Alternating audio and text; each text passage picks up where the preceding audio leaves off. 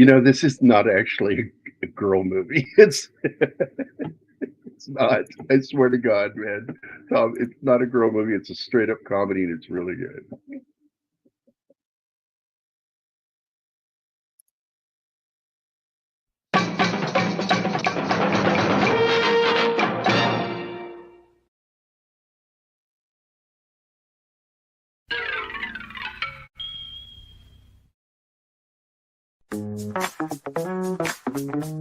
This is how it is.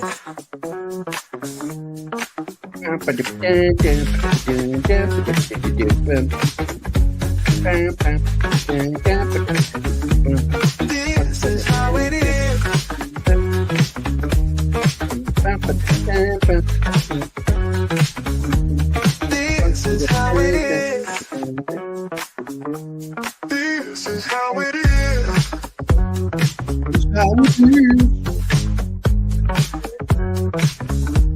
This is how it is.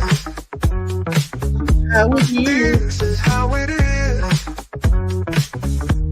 This is how it is. Today on Pop Culture Minefield. Hey, Martin Dawson's Santana. I like that guy. This is how it is. Today.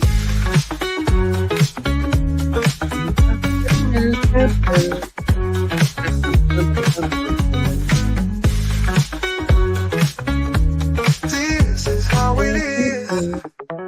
Today on Pop Culture Minefield. On Pop Culture Minefield.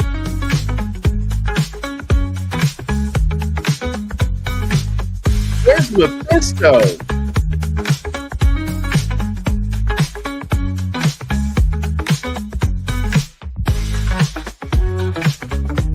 This is how it is. This is how it is.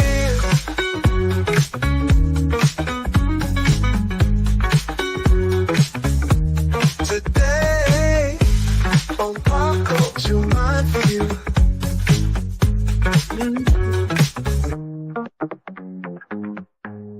Today on Pop Culture Minefield. Today on Pop Culture Minefield. Yeah.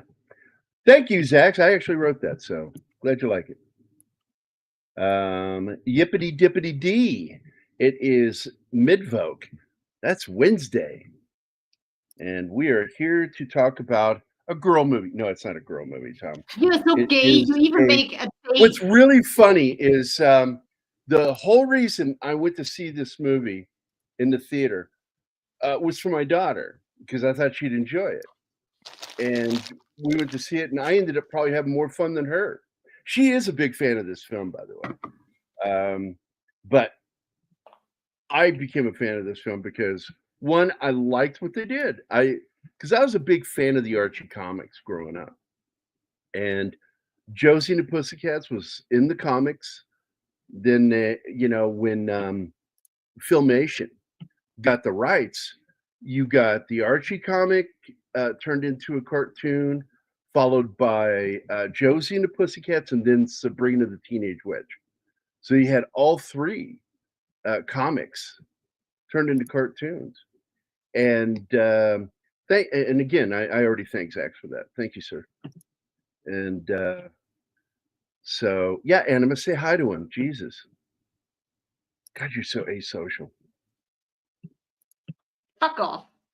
It's Anima's Cats. Fucking people all fucking day. Jesus Christ. Hi, guys. Just making his point. Tim thinks that cats love this movie because it's about cats. Josie and the Pussycats. I'm scared. We watched this. There was a lot of commenting on her part. Yeah, Amelia was really obnoxious while She this was movie having a was day. on. She's like, they're not real cats. Maybe, yeah. But I'm like, I know a lot of guys that would love to have them on their laps. So there you go. Yeah, there was the first season was crime solving, and then they had to revamp the series. Otherwise, it was going to be canceled, and they turned it into because it was very Scooby-Doo type stuff. And then they turned it into a sci-fi cartoon where they're Yeah, traveling Josie planet and the to planet. Pussycats in Outer Space. Outer That was the Space. one that I watched. Dustin is here, my friend. We hung out last night, man. He shit on me pretty good last night. It was really good. Man, now we broke Nick so many times last night to where he had trouble like even talking, which is my goal because he does talk a lot like I do on my shows. He'll do that on his, and I could shut him down just by saying something fucked up. Brian and I were double teaming him last night, tag teaming him, What? they call it. Yeah, Phrasing. even. Yeah, no, I'm phrasing on purpose, my friend. I don't say things accidentally. Oh, yes, you do. You have in the past. Good to know that people shit on you, Gary. If there was one more person there, we could have called it a daisy chain. But Tom didn't show up, so. And Redshirt didn't make it last night. Missed him being on there. I don't hate Phantom of the Opera. I just sort of make fun of it because my daughter loved it so much. And so, and it is, look, man, Andrew Lloyd Webber's music kind of got gay towards the end. You know, Joseph in his amazing Technicolor Dreamcoat is the best thing he ever did. And everything else was stolen from Puccini Yeah, and well, Beethoven. he stole and copied, and in the end, he copied himself. So, meh. Yeah, I know. But you can get away with that. A lot of composers do, but he just was For the mainstream, yes. For people actually knowing stuff about music, it will fall flat on them. Like you and I. Yeah. We call his bullshit. We see his tricks, and we're like, yeah, it sounds nice, but come on. Hey, Tito wants to know how you're doing, Martin. What? Tito says, how you doing? Hey. I'm doing. Yeah, he was Muttley. That fucking laugh. And I do like at the end of the movie, this movie, they do put the theme song in. They actually did it. I thought that was neat. I bought the album. I like the soundtrack to this because it was very reminiscent of the Go-Go's and Bananarama, the style of music they did. And I think that was intentional. I don't think it was accidental. I broke Gary's heart by not knowing either of them. Yeah, she didn't know who the Go-Go's or Bananarama was. I'm like, no Meatloaf. That's another one. He was born right when they kind of came out, you know. Yeah. Because we got the beat, I think, was either 81 or 82. I didn't even discover music like this until I was in my teens. So. And you know what? I would have never listened to the Go-Go's until later, if not for a little Sting movie called Brimstone and Treacle, a very black comedy starring Denholm Elliott, Laurence Olivier's wife. What's her name? I forgot her name. She's in it, and Sting. It was based off of a dark stage play, a London play, the same title. When she was born, I just started my first serious relationship. I was 18. You can tell your number, Gary. It's okay. I was minus 18 when Gary came out. Yes.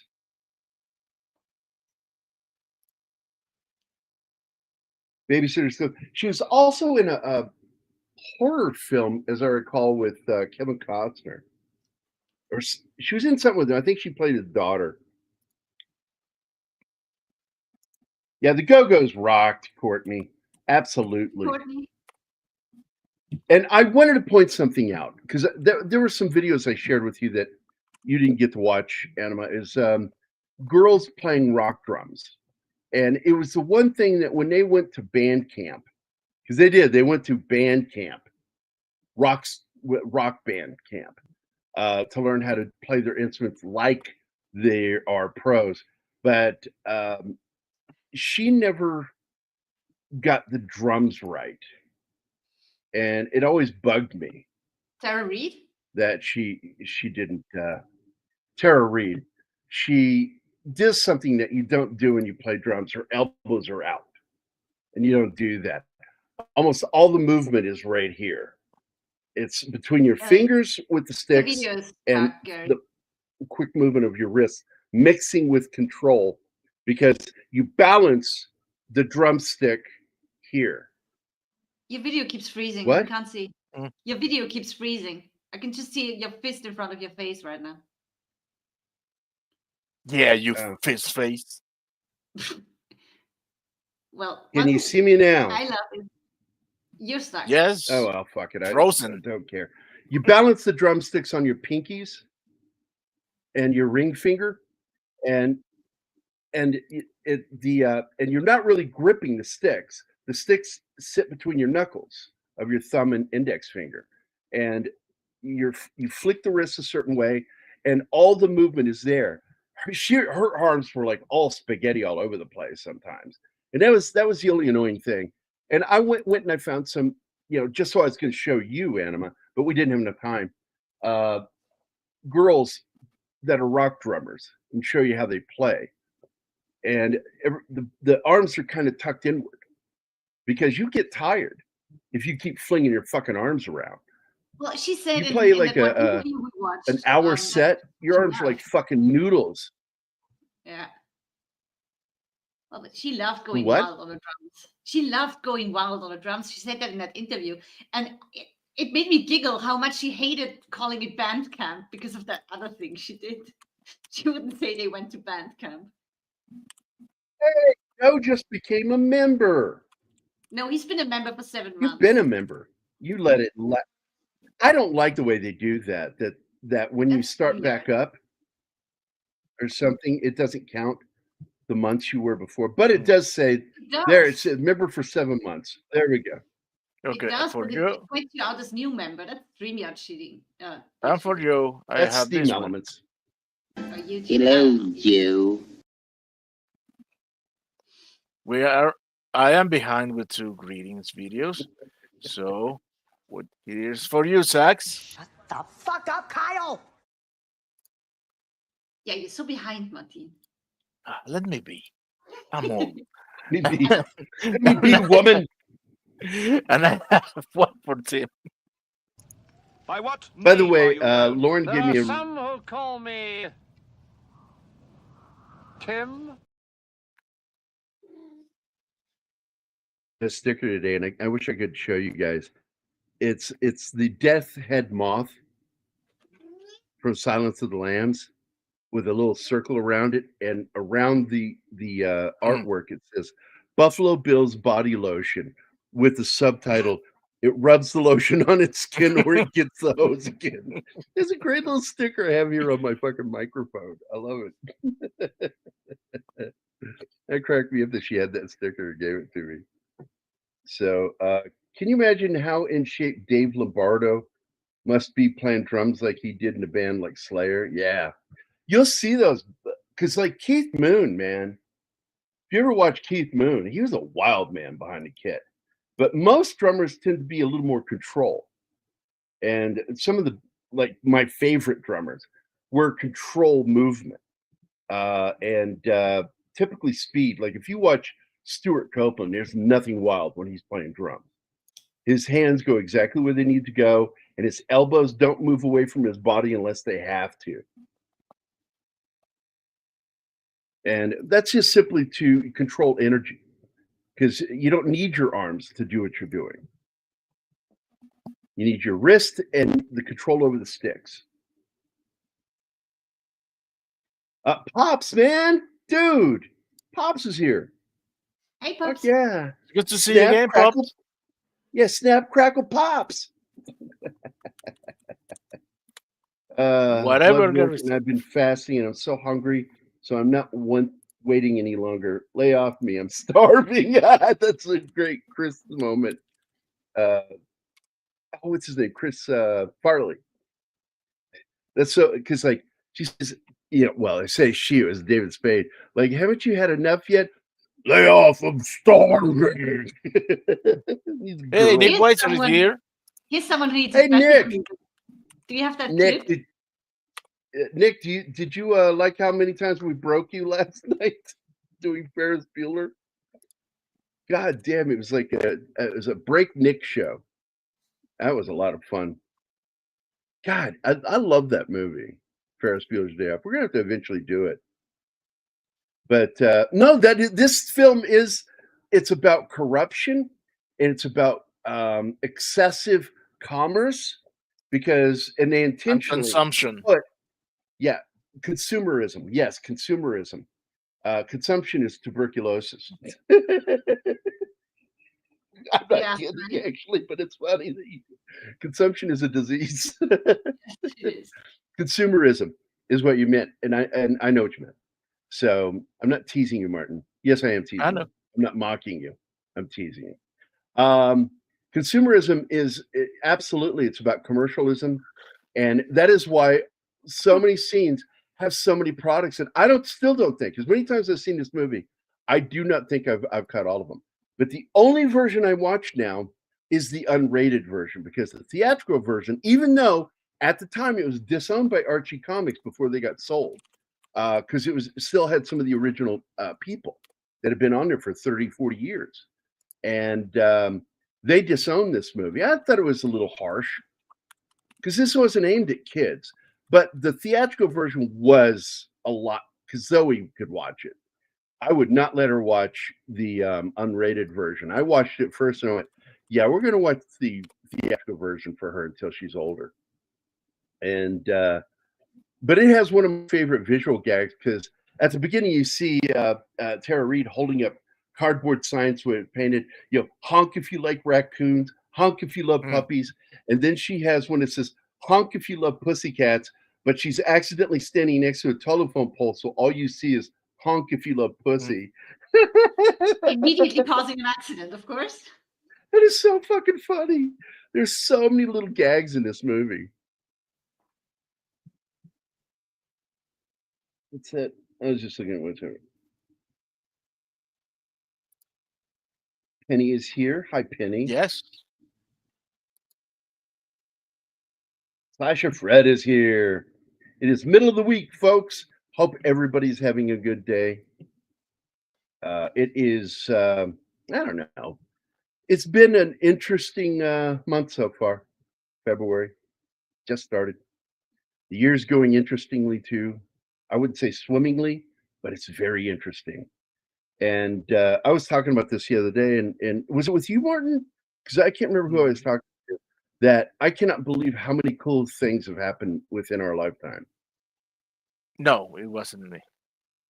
It's like in my lifetime, they landed on the moon. We've sent shit to Mars. I bet you I'm going to live long enough to see man land on Mars. And I intend to, because I want to see that. I lived long enough to not only live through all the big major UFO stories post Roswell, because I was around for Kecksburg and Betty and Barney Hill. I'm having a cake day that needs straightening out. Gary, that was you and me talking when we watched the movie for Brian's show Monday. Was it you and me? Okay, because I can't remember everybody I talked to about things. I just remember things that are said. And and it's just like so many cool things have happened in my lifetime. And I feel so lucky. I lived when Peter Gabriel and the Beatles and Pink Floyd, like so many groundbreaking things happened in from the 60s to the 90s with music. Freaking cool. And again, speaking about the music, I love the music in this film. Now, a lot of people thought Rachael Leigh Cook did her own vocals. She did not. She came into the film saying, I can't sing. And they didn't care. She had the look they were going for. It opens with Du Jour, which is just a brilliant fucking opening. And it absolutely, like, right at the beginning is a backdoor reference. The song they sing, Du Jour sings, is Backdoor Lover. It's the biggest backdoor we're ever going to get, and we can't use it because it has music. It sucks. Yeah, because of music. But I did clip it, but without the music, just their singing. So I did a little. Here you go, guys. There you go. Go. Here we go. Baby, and lock your back door. I'm coming through that way tonight to love you for sure.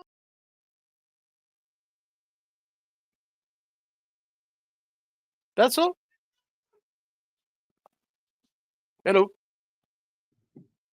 Well, it's only so many seconds that I can show before I do claimants. I was hoping you'd go Anybody to the else bit where popping he in came here? back to a lover.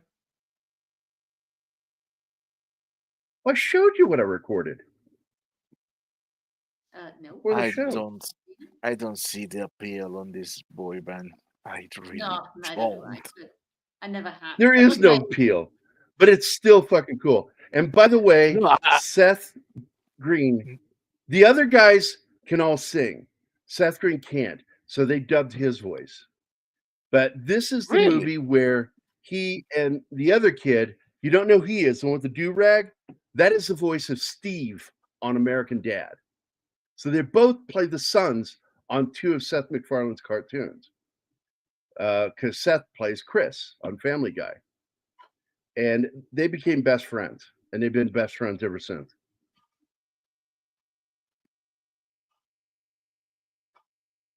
But I read that, what's his name now? I forget his name. Crap, give me a second. No, there Um, are 4 guys. I'm trying to remember.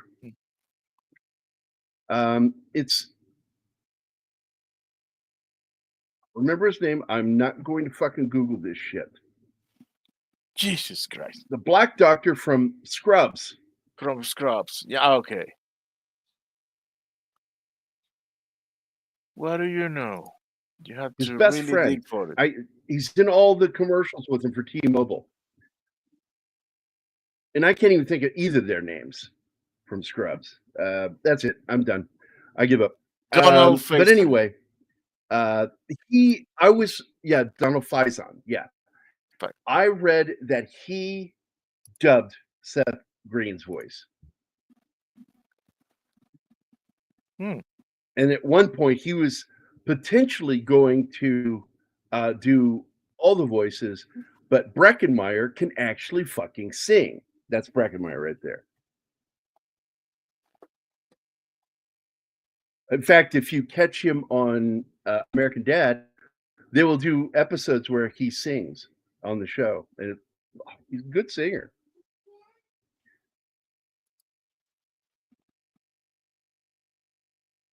And I was sad to find out that he was listed right here. Seth Green was listed on some of those flights down to the island. Oh. Epstein. Hmm. Alexander would always try to steal Josie. Josie's boyfriend. Oh, Alexandra. Yeah, Alexandra would. Yeah, Alexandra wanted Alan M. That was in the comics too. It was the same dynamic you had with Betty and Veronica with Archie. Because Reggie was always wanting, either one of them, but he was attracted to Veronica. And but oddly, with the Archies, my favorite characters were Moose and Jughead. I just love the cartoons that were focused on them and their stories.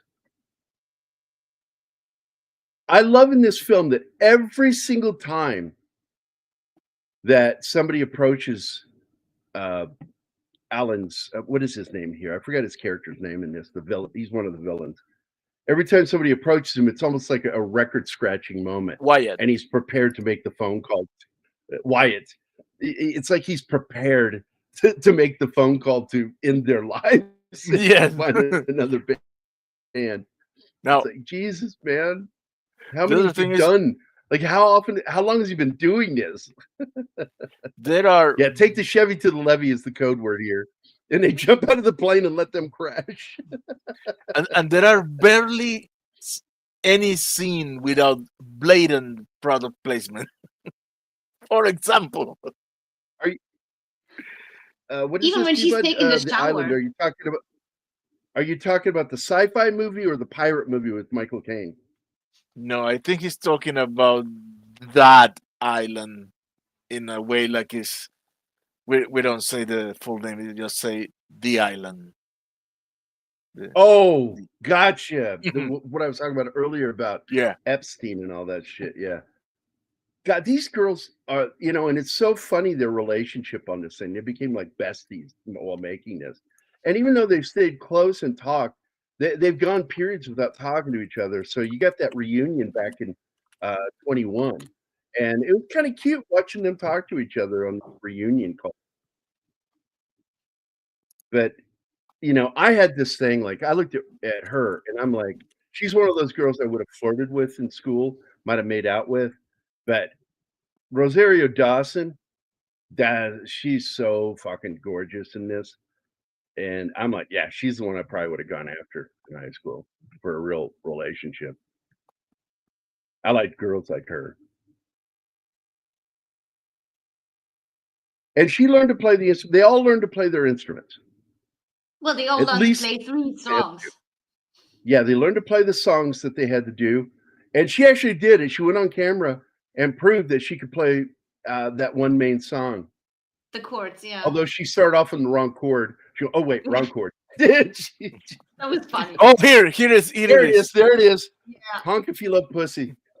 They had a car wreck right in front of it. It's like, what? It's so Oh my funny God, when Tara they Reid. talk about Bandcamp and practicing these 3 songs over and over and over again. And they were like, please kill me, please kill me. 7 months. Being a musician from 5 years old, I'm like, this is practicing. Welcome to For musician 7 life. months, Yeah. they were taught how to play the songs.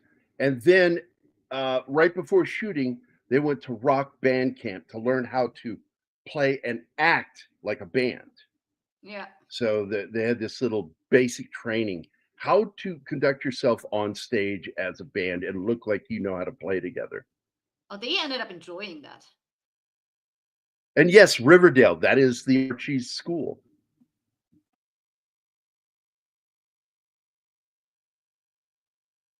And I like that she's wearing a Sid, even though wasn't Sid Vicious's name with a Y? Courtney would know. Yeah, but she's gone. She's listening in the car. This gig is so sad. Nobody cares. Yeah, nobody's listening to him. Nobody You get cares. this great opening song, and then it cuts into them playing, and you see they're playing at a fucking bowling alley. And well, thanks for everybody. Thanks for nobody's paying any attention. And then you hear the lane guy go, "Band, we need you to clear the lane." Because they're in one of the Lay lanes. the on shoes. Yeah. And return your shoes. Yes, I know. And these bitches, man, like, I didn't know any girls like this. I knew some snotty bitches in high school, but these girls are just horrible human beings. They're the mean girls you always hear about. I had them in high school. And I Not like too it when, bad. No, like, these are- Daphne's like response about this is, no, these aren't bunny ears. They're special. We're special. She goes, yes, special ed.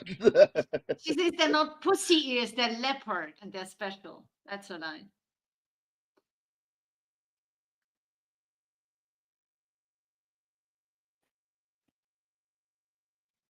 They don't care about the mean Oh, bitches. I remember that, dude.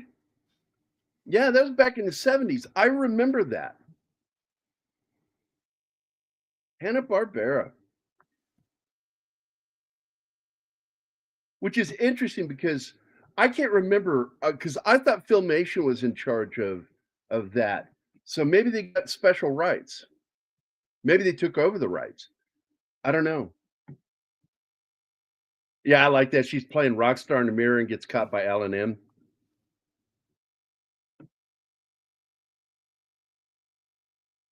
Oh, really?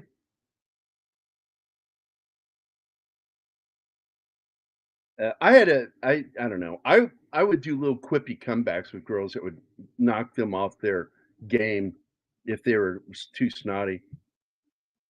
I remember one girl, I said, "Do you still have that sweat problem?" Everybody, I said it to her, and she goes, I don't know what you mean." Oh, okay, yeah. I don't know either. Wrong girl. Subliminal messages. Yeah, there's this whole thing about using subliminal messaging in the music, which was huge back in the 70s when they started talking about that shit. That because some of the companies were doing shit like that. There were like ice. You would see the ice in a whiskey glass or some sort of liquor. And in the ice, they would go in with airbrushing and make sexual things inside the ice, or you'd see things spell out the word in movies like Aladdin. Was it Aladdin? Yes, Or was Aladdin. it Lion King where No, Aladdin. was it Aladdin? Because you see a mist that turns into the letters SEX. And it's obviously SEX. What? But it's only there for like one frame. That's messed up. And there's a phallus in the poster of Aladdin. Oh, and the poster for the One mermaid, of the Little towers. Mermaid. Yeah, it is clearly and supposedly you got fired. Yeah, but they're still out there, motherfucker. That painting of a giant penis is still on kids' movies. But there were real laws started coming in. It's like if you got caught putting subliminal stuff into a film, you were done. You're going to go to prison for it. It became a federal law. And so like one movie that came under fire was Alien back in 79 because he had put the sound of the human heart mixed in with the sound, really slowed down sound of a swarm of bees into the sound effects. And there was a lot of heat over that being subliminal, but it's like, if you can hear it and catch it, it's not subliminal. Besides, there's no messaging. Yeah, it's not a message. It's just a sound that's, I love this. And she's like trying to mock them and her fucking zipper's undone. And she goes, you suck. Oh, storms out. This movie is a really good comedy. I laugh my ass off at it still. I like the way in which Alexandra breaks the fourth wall when her brother asks, what are you doing here? And she said, I'm here because I'm in the comic. That's right. I'm in the comic. I don't even understand why you're here. Yeah, that's Missy Pyle. She is so fucking funny. Everything she's ever been in, I always get a kick out of whatever character she plays. God, what was like? She was in Bringing Down the House with Steve Martin and what's her name that plays the Equalizer. She's in Galaxy Quest as one of the aliens. She's fucking adorable in Galaxy Quest. Gosh, she's in so many fucking movies, man. When are we doing Galaxy Quest, my man? Oh, there's so many films we've got to do. I don't know if I'm going to live long enough to do all the movies we need to do. So many I want to talk about, man. Right. To be fair, go-to reunions tend to be former nerds who've made it big and want to show it, or the former. Yeah, I've never gone to any of my class reunions, but I always help my friends that are the head of it. I helped them. My late friend George Walker, also known to me lovingly as Peabody. That was his nickname all the way through school. And he's one of my many friends that have died from diabetes. And he was the head of the reunion for our class. And I helped him so much on the first one. And that he wanted, because he wanted me to come. And I said, I'm not coming back to Virginia. I'll never go back there. And he's like, why? And I said, that state isn't big enough for me and my ex-wife. I won't go back there because of her.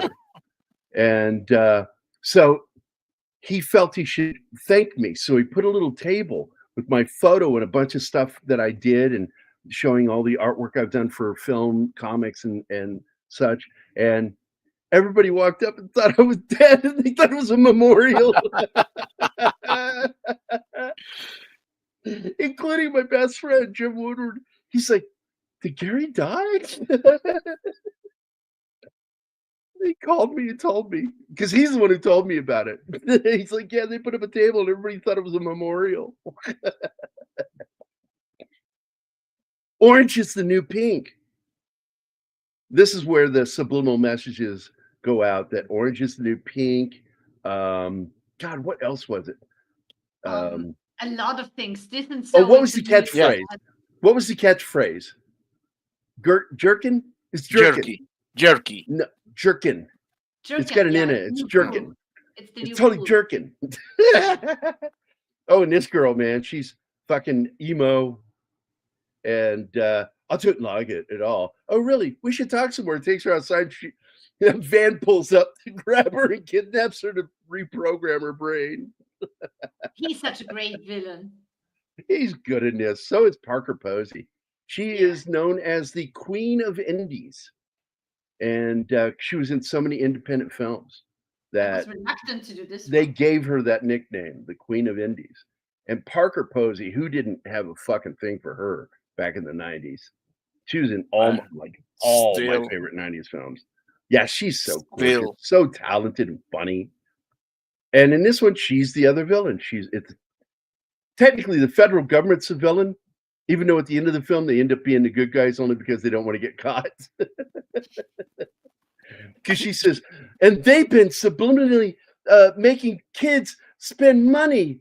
And he goes, what? Yeah. We can't have that.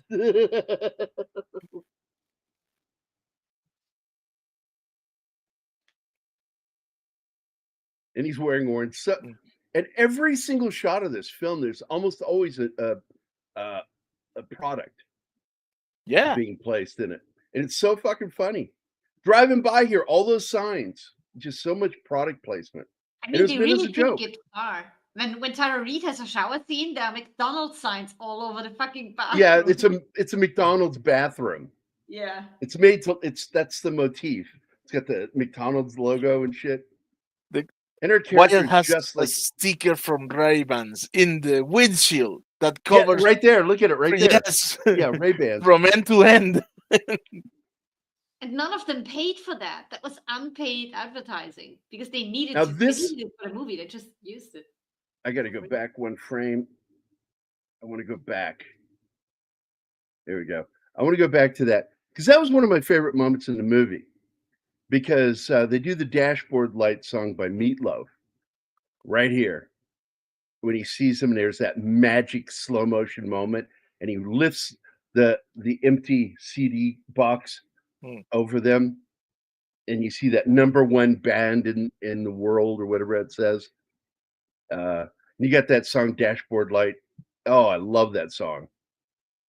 I'm not a Meatloaf fan, but he did like 3 songs I really like, even though that one song, I Can't Do That, whatever that song is. I'm like, fucking, what can't you do, motherfucker? I'll do anything for you, but I can't do that. Like, what? Oh, that's actually one that I know.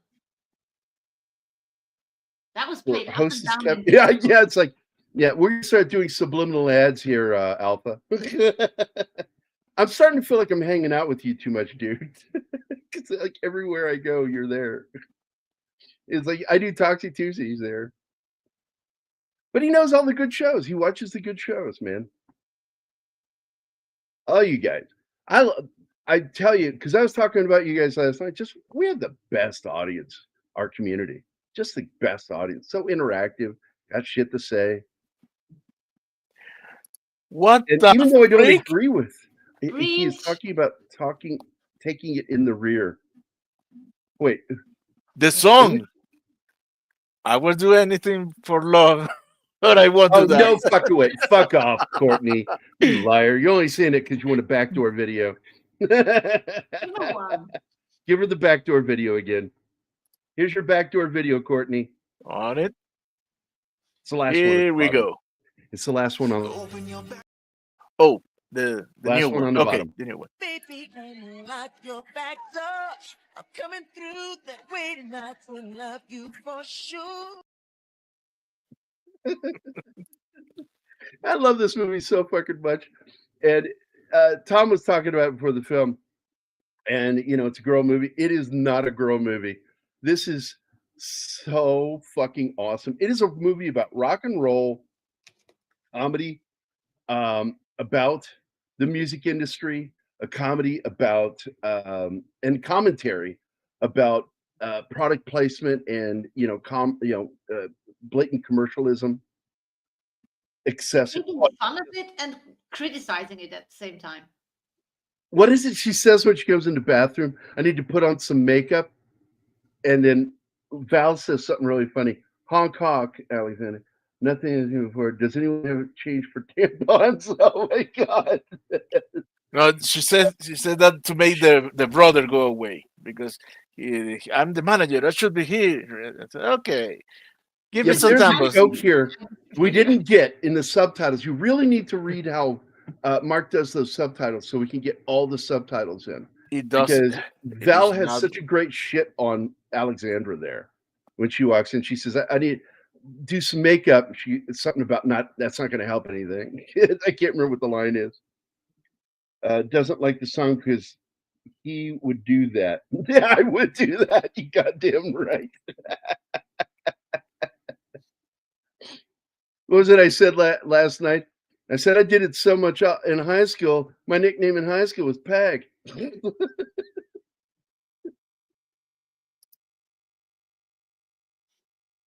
Motorola. There's so much product placement in this movie. It's fucking insane. Like even during the scene where they're at the table, Krispy Kremes. You see the fucking right there, Krispy Kremes. There's so much product placement in this, and it's all about that. They're making fun of it. But I bet they got paid for a lot of this product placement too. I hope they did. But there's one scene, I think that you have to sit there for like 20 minutes to find all the different product placements in it. One scene when you're downtown and you see the wide shot.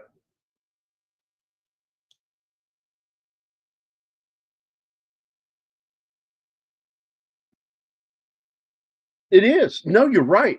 Because Archie's was in 69. I think they were in 70. I think they came out in the 70s. I think it was 1970. Make a look. I know the comic book existed.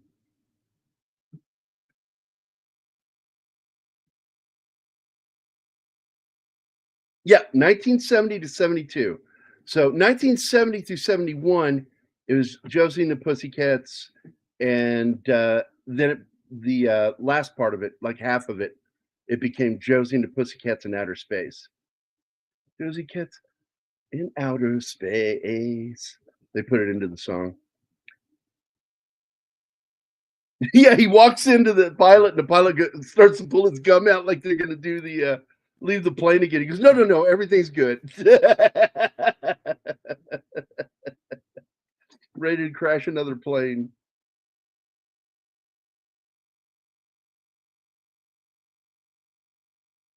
There's so much product placement in this fucking movie. It's ridiculous. And they got pretty girls, man, to play these characters. And so that's another enjoyable thing for guys. Even gay guys would enjoy it, but straight guys really like it. This is definitely a throw right here. That's the Go-Go's. Because they did that. The Go-Go's did that, I think, on a band. It was album cover. Courtney, here. Was it on one of the covers they did that with the white face cream?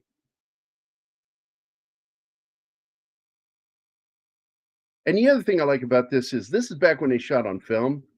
So you don't have like teal, blue, and you don't have popping orange skin.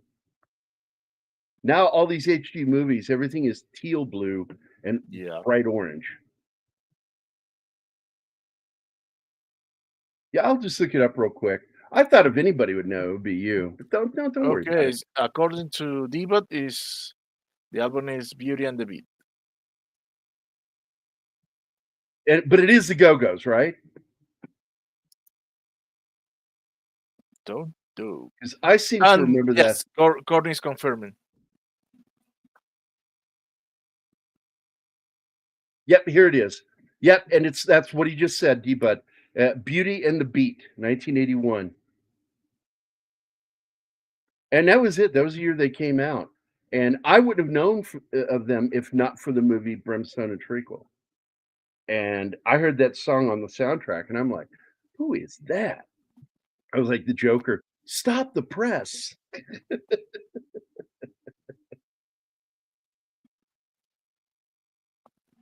Yeah, she's dating that billionaire Bruce Wayne. She's about to trade up. There's the scene. I've never paused it to look at all of the fucking company names there. All of that is just pure mass marketing. I mean, that's Times Square. It's always crazy with marketing. No, that's not insane. Times Square. Yeah, it's not Times Square. It's LA. Oh. And that Oh. shit's fine. TG Fridays front and center. Just unbelievable commercialism in this movie being made fun of while doing it.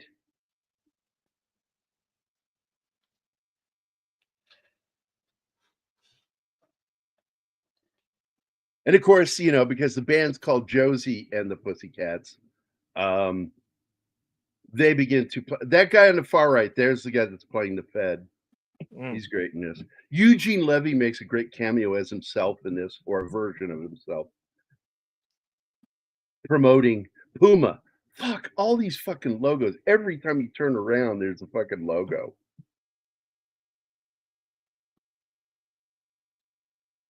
Well, I know you, Courtney, and you have the same jawline as her. Also, your nose kind of looks like it too. Yeah, I get it.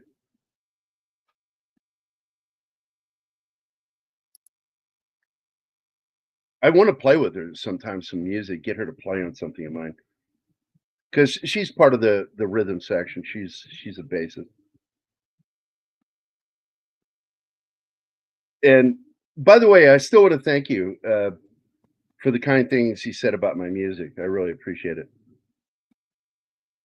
Proof I'm not just a drummer, bitch. You'll always be a drummer. You're a drummer who can make music. It's on my fucking profile now. It just says, yes, I'm a fucking drummer. And I love Brian's joke about it too. Courtney and Brian are the two that have joked the most about me being a drummer. It's surprisingly really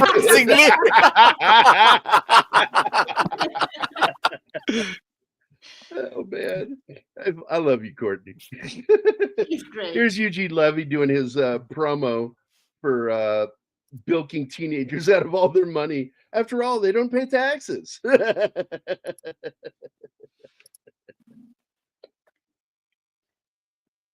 I love this. Coercing teenagers.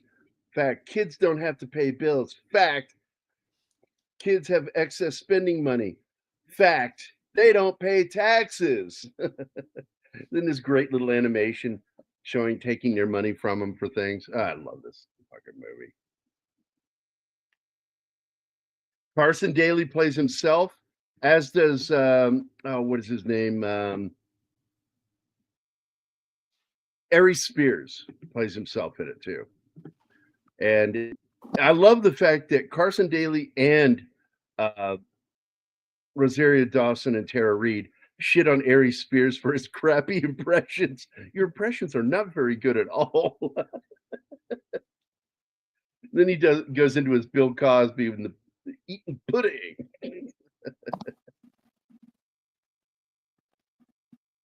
Oh, I love too the racist thing. She says, then we'll be doing this, and they're all like sitting there like, what?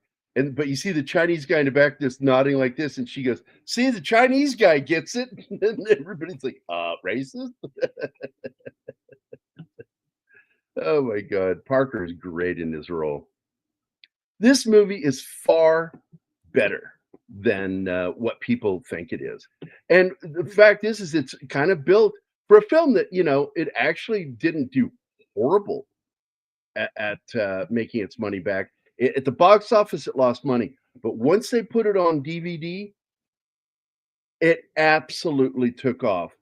Huge hit. Made its money back. And but we never got a sequel, sadly. I wished we had. But because it didn't do well in the theater, it just kind of didn't have much of a chance. But it's still grown. They have a huge cult following because it's much better than people think. It's much better. Mr. Puddin' Pop, that's him. The movie, yeah, Carson Daly plays himself. Daly was Total Request Live. Yep. It was a popular show. I don't know if I ever watched that show, but I've seen it referenced in other movies because it's been referenced in other films where he actually plays himself again, doing the show, interviewing a character from a movie. I think it's been done 3 times that I know of. Alan Cumming is so good. And by the way, for a Scotsman, he does an amazing posh English accent in this. Courtney, if you like the Go-Go's or Bananarama, you will love the music in this film. It's fun. It's sort of that pop new wave, pop punk type sound. Kind of rocky too, a little bit. It's got a little rock element to it, but mostly it's pop punk, pop new wave. It has that Go-Go's feel to it. Absolutely does. And in fact, you know, I think that because it was a couple that directed this, fucking Harry Elfont and Deborah Kaplan. Yeah, Deborah Kaplan, and it was a team direction. They did a great job. Each doing a responsibility. They joked in the making of documentary that he was the pretty face. She was the one that did the hard work, and he was the one that made it sound better.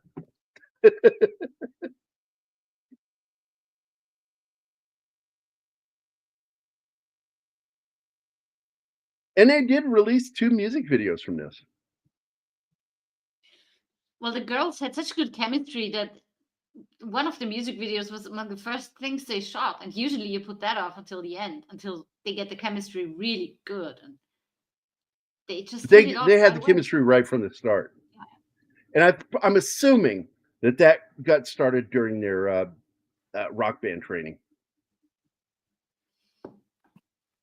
And I love the way they did this too, showing the charting Billboard magazine. And they learned, by the way, Courtney, they learned to play the songs. They could actually play the songs. My problem is, as a drummer, and I know a lot of female drummers, Tara Reid was just fucking noodling the fucking drum. She's hitting the right beats and everything, but her elbows are out and shit, and it's just no drummer plays that way. Well, except for the crazy wild ones. You got a former heavy metal drummer that's all over the place, and Keith Moon. But you go like Bonham on his drumming, elbows in. The elbow would only extend when he had to do something to the far right or something to the far left. I'm pretty sure she was watching music videos and picking a style that she liked and copying that. I don't think she did that at all. I think she's just having fun. Fuck that. I think she just had fun. Because she said she really enjoyed doing that. And they all did. They all said that they had such a blast doing this shit. Oh, and this is one of those moments where he said, wait a minute, don't you think this is happening too fast? And he gets the phone up to his ear. I think we already past the scene where they're eating ramen and she's eating with her drumsticks. Yeah, that's in the first scene in the house. Yeah. Where they're all sitting around. How dedicated she is. That's the Krispy Kreme scene where he brings in donuts with donuts missing. They've been eating the ate up. And there's the Mean Girls from earlier. And now they're big Josie and the Pussycat fans. Brainwashed. We love you. It's like, but you were mean to us before. No way. Oh my God, the amount of screaming in that movie. I never understood that. Well, this is making fun of the classic shit with the Beatles and everything. And a lot of people don't know the record labels and the movie studios that were working with these rock bands would pay people to go into the audience and do that to get others to do the same thing. Everything's a lie. All the fucking, again, marketing right there, Revlon. And sometimes you don't even catch it because it's just part of what's going on. But when you go back and you go, oh my God, there's another fucking logo. This movie's been out for 23 years. 24 years. And still.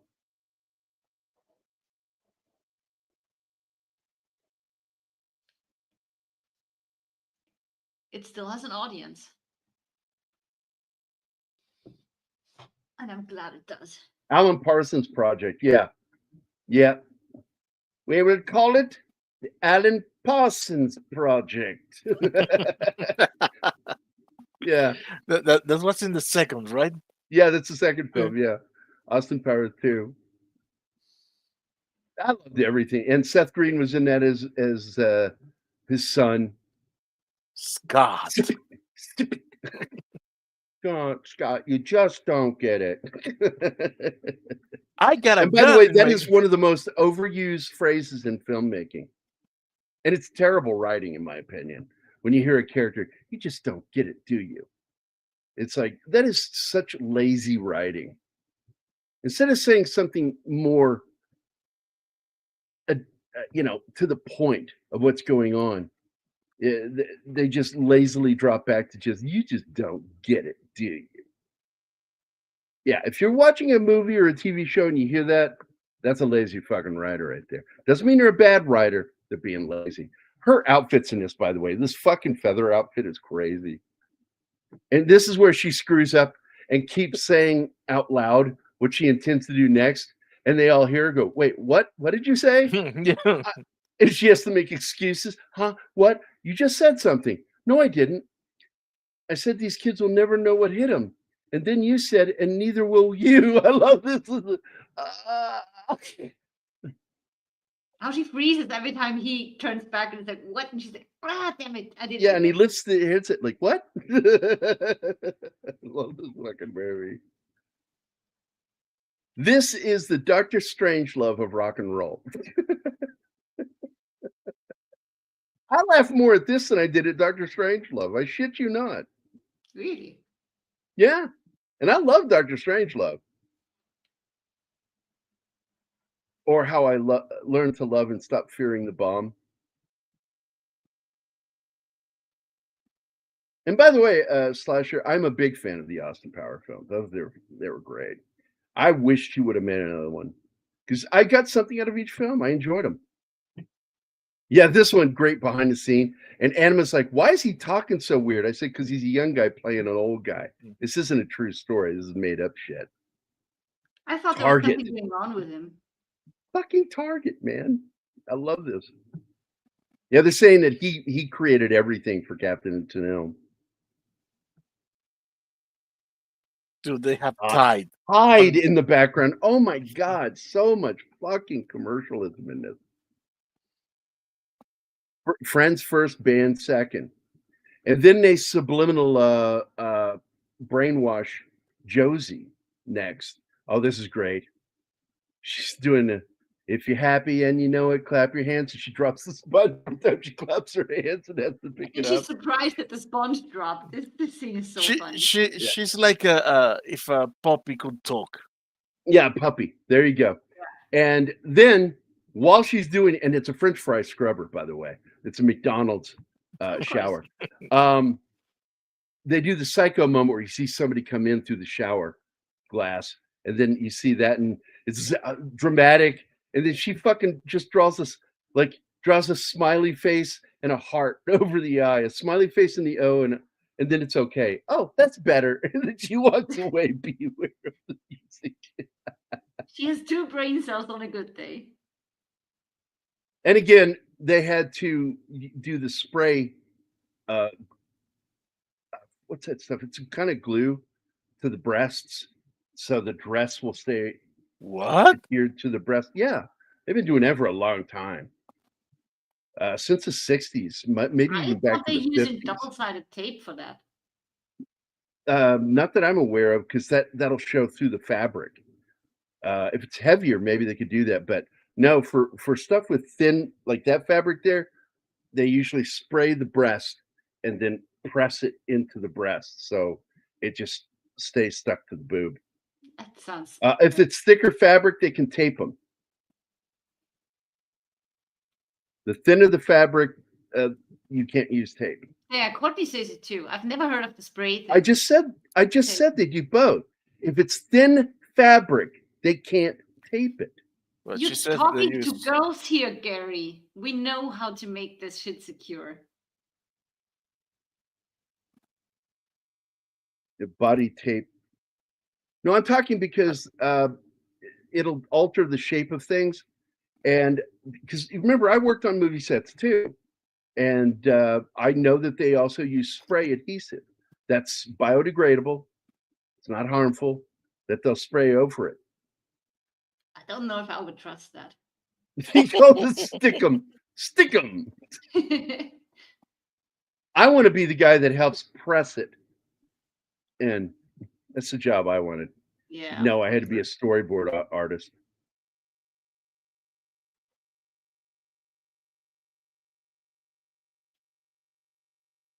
Now I know they also, like in some films in the past, where like they did that to the girl from Labyrinth. They had to tape her boobs down because they were too big. They wanted her to look younger, so they made her Princess Leia too. They did it to her.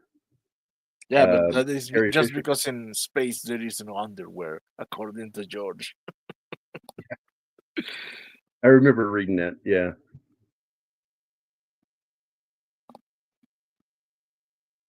They're all paranoid when they walk in here. I love it. And you hear their inner monologue. No one thinks I should be here. Tell you what they're thinking. Except for her. And she's like doing the song in her head. If you're happy and clap your hands. And then she claps her hands and all of a sudden the lights go out and she thinks Lights she go out. did She's that. like, did I do that? She has that look on her face, like looking around. Did I do that?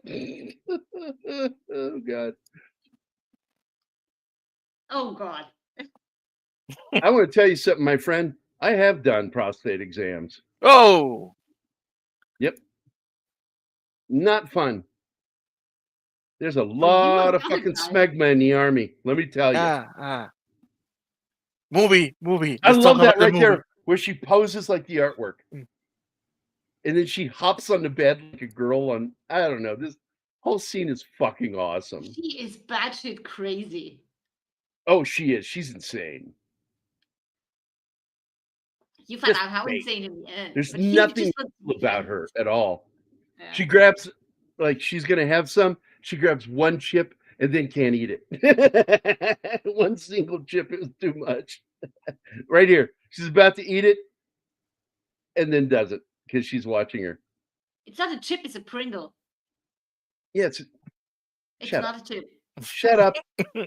Closer to mashed And potatoes. then she starts giving her a fucking massage. It's so fucking weird. This whole thing. There's nothing normal in this scene. These girls just want to fuck off and get out of here.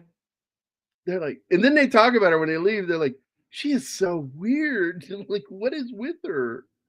And then she starts lisping because she's got that lisp. She leaves and goes around the corner to do what? I don't know. Then suddenly, I got something in my tooth.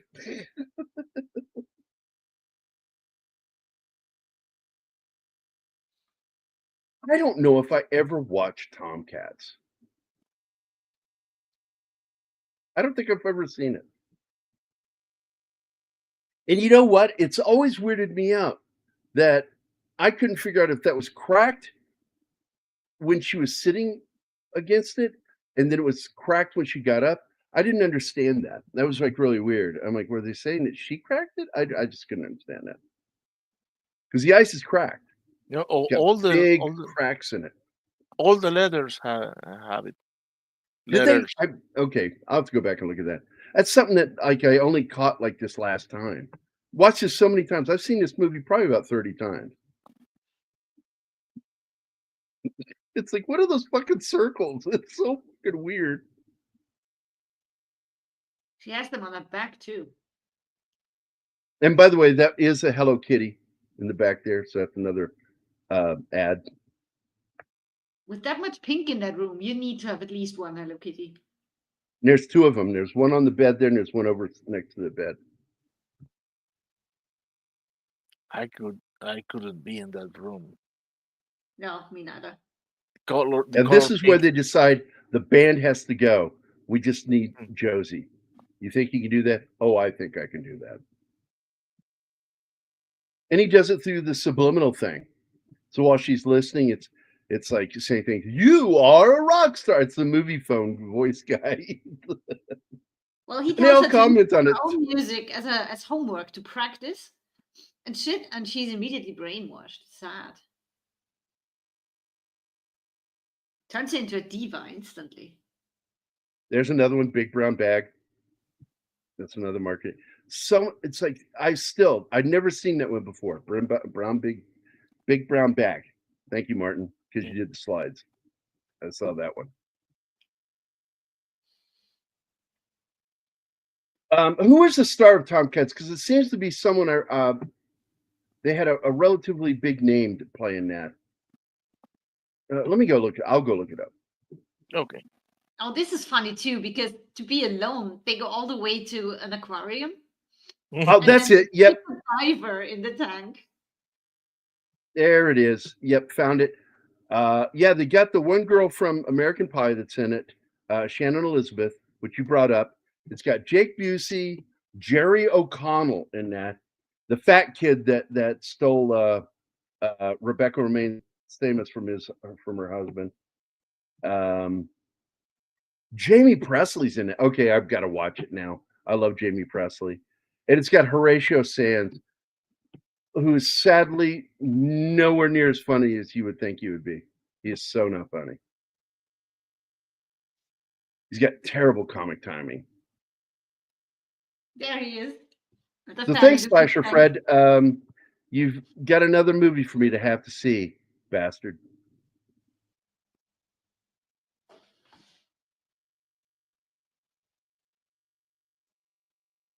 And you know, the build-up to her doing that, where she becomes a diva because she's been brainwashed, it's something that Val has been afraid of this whole time. That she was going to eventually want to break away because she was the real star of the band and all that. Well, in the plane where they agreed to always be friends first and then a band, they're all scared of what this might do to them, being famous all of a sudden. Yep. That's why they take that vow. And a bus ticket, it eventually brings it back to her because she finds that and realizes. Oh, do I get to touch Carson? Do I get to touch Carson?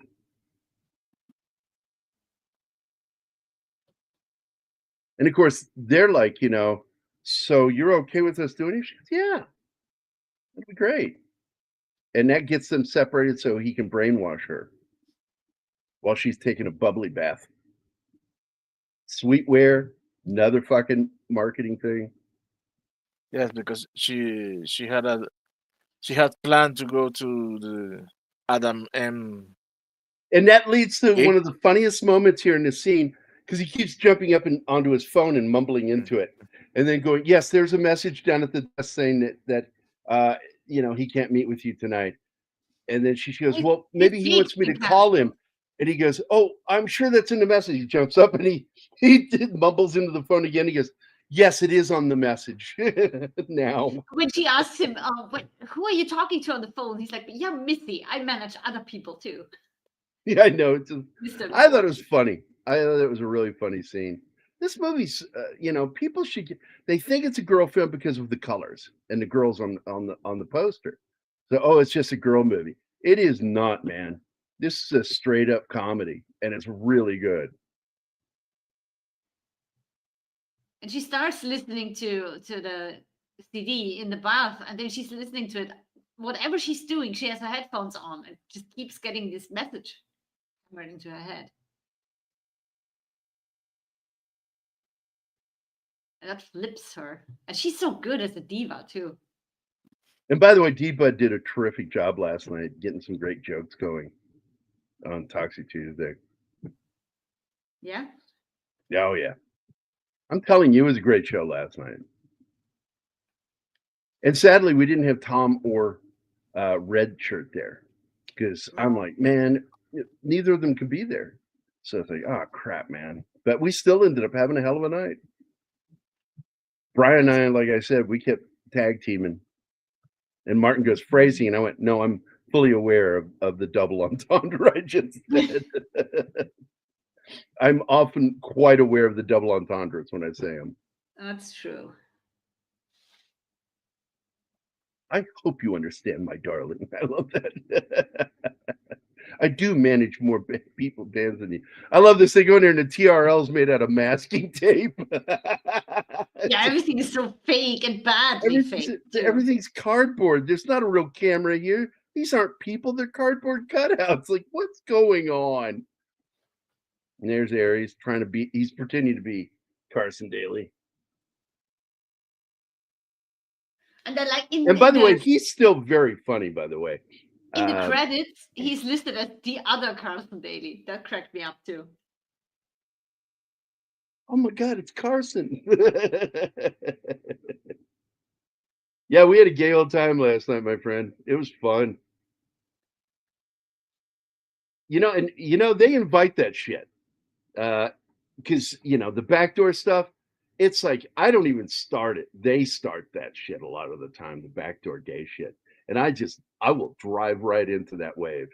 Not afraid of it. I will do it. And that just breaks Nick. I love this baseball bat scene, and they go chasing him like they're gonna kill him with the baseball bat. There we go. This is where she gets electrocuted and dies.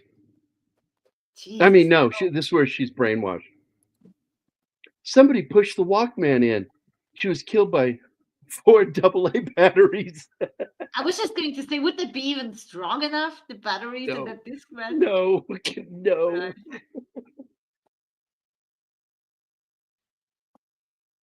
That was Jabberjaw.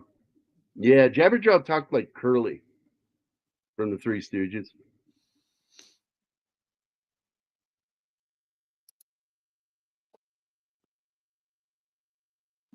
Okay, 11. Here we go. Video for you.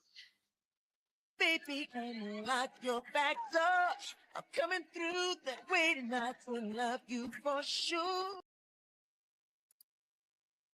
It looks so gay without the music. Just them dancing in the with the music too. They still may claim us. But without the music, it'll be a little harder. Now, one of the things we've talked about, I talked with Mark about it last night on Toxic Tuesday, is turning the slideshows 45 or 15 degrees because the bots can't read them. Yeah, he has them at an angle. That's true. I was doing some serious. That's Johnny Depp there, by the way. I love that. They have a cutout of Johnny Depp. That pussycat's gotta kill you. Who's that supposed to be? His Eddie Murphy is actually pretty good. Yeah, here's the pudding. Bill Cosby, gonna make me some pudding. I'm gonna kill you. I'm gonna drop some pills in your drink and do some fun things with you. Whoa! That's Bill Here Cosby. goes the monetization. Right? I didn't say any naughty words. Conspiracy to brainwash the youth of America. Here he monologues. I forgot about that. He monologues and tells them what they're doing.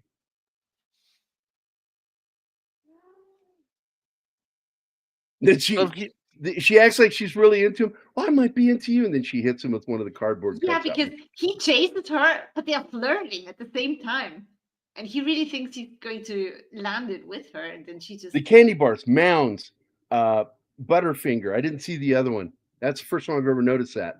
The candy bars. And Red Bull. But that got mentioned earlier by Alexander.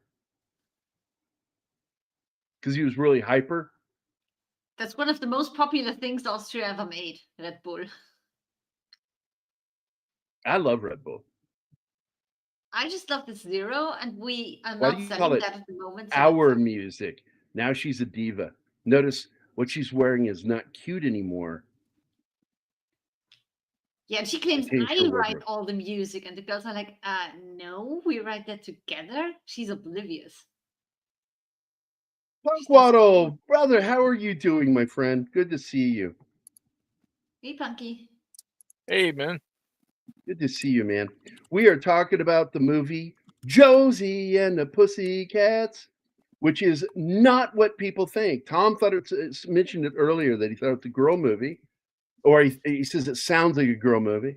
And I'm like, it's not. This is a very funny fucking comedy. It makes fun of commercialism. It makes fun of how commercial bands become or have become. And it kind of make fun of MTV with that too, because MTV's right at the heart of this. Because like every single time something happens, MTV breaks in with a news report about a band being killed in or their bodies disappeared. You know, Oh, which is the mystery in this, too. even though it's not a mystery. That the person that wrote the message on the mirror and the shadowy figure you saw is wearing the hat of one of the characters. You know it's him. So they're being followed by du jour, who is secretly trying to warn them because about they did what's not happening. die in the plane crash. I forgot Why, who that's did Wally. it. Yeah. It comes up at one point. Somebody says, "Why do you think so many rock stars die in plane crashes?" Huh? That's pretty dark. Yeah, and if they're not in the plane crash, they are killed by a plane. Or by drugs. That happened. They crashed into the bus, the tour bus. You remember who was killed on that one? Famous guitarist? Anybody? Great. No. I would hate to say the name. I would like to see that somebody either on the show or in the chat knows the answer to that, because it's a famous rock guitarist. I never know answers. I know nothing. I am hoping that Courtney and D-Butt for sure know. Courtney's at the doctor's though. When you're done with your pelvic exam, would you answer the question? Oh no, there she is. There she is. What's the question? Stop fucking around, Gary. Ask again. Are you in the middle of your pelvic exam, Courtney? I'm just curious. No, the question was, what famous rock guitarist didn't die in a plane crash, but was killed by a plane crashing into his bus, his tour bus? Buddy Holly was killed on a plane. So he was killed with the Big Bopper and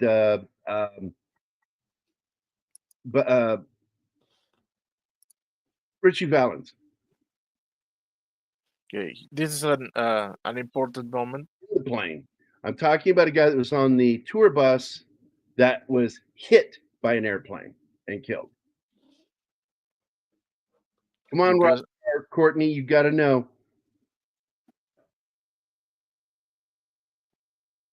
Here's when she noticed that something is wrong with her. Yeah, because she trips and the headset comes off. She feels different, I guess. That's cheating though, Courtney. Come on, guys. You're true rockers. You need to know this answer. I love this scene here. No more band. Yeah, just like a flock of seagulls. Like, wait, what? It's like I didn't know flock of seagulls broke up when he said that. I remember in the movie, he's like, flock of seagulls broke up? I didn't know that. I love that. She's so fucking funny, man. I wish that Alexandra was more in the film. Like in here when she does that scene, you slept with him. Oh God, that's in the bloopers. They kept cracking up during that scene. They couldn't. Yeah, she would say it, and then Rachel would fucking laugh because it's just so fucking funny the way she said it. My favorite blooper though is when she's on the stage with her guitar and then it's about to start the scene. Don't you Google it, Courtney? Yeah, right. Courtney, don't you Google it. Use the force, not Google. You got to remember this. D-Bud, you got to know. Come on, buddy.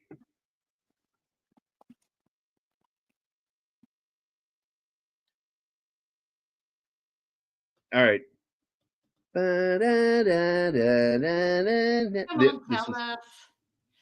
This is the Red Bull, another gag for the Red Bull. Or was that Pepsi? No, that was Pepsi. And she says, Pepsi's the new Coke, Diet Coke. Okay, if you guys got to Google it, I'll go ahead and say it. Randy Rhoads, guitarist for Ozzy Osbourne.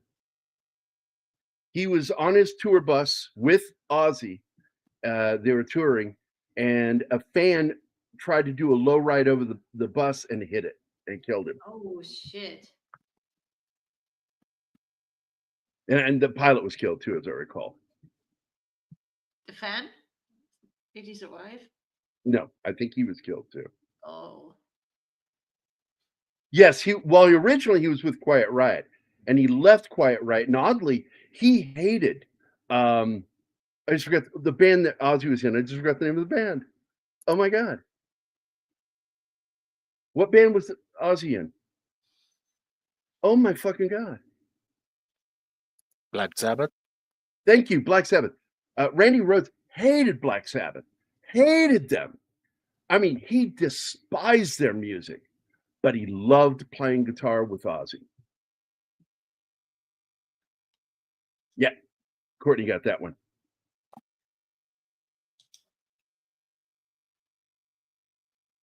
Yeah, when they figure out that this thing is doing it, and he's all busted up. Oh my Because god. 2 girls kicked their asses. Yeah, 2 girls kicked their asses. And his arm's in a sling. That will teach them to hire the right people to get rid of their unwanted pop stars. Yeah, and you notice as the film goes along too, that Josie's name gets bigger and bigger and Pussycats gets smaller and smaller. That's right. In the beginning, it was the same size. I didn't. Yes, they did it. They did a cover of Money. Yes, they did, but that's not a Beatles song. But the Beatles did do it.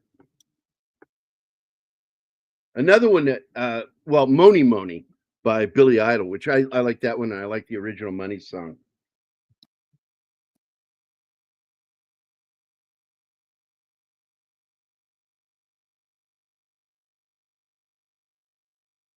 I'm trying to find it because I can't remember who wrote the song.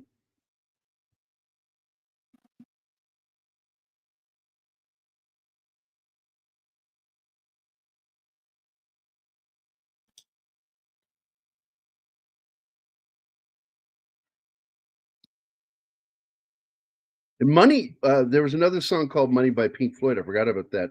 That had the cash register sound to it. That was a good song. Yep.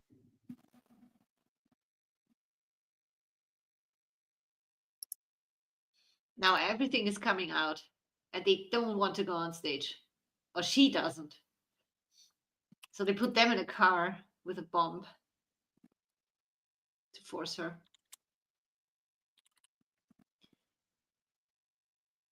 Bradford Gordy, that's who it was. Bradford Gordy wrote it, and it was performed by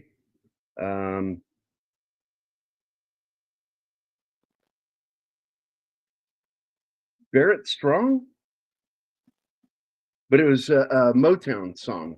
Barry Gordy co-wrote it, and I'm trying to see if that's the name of the band, Barrett Strong.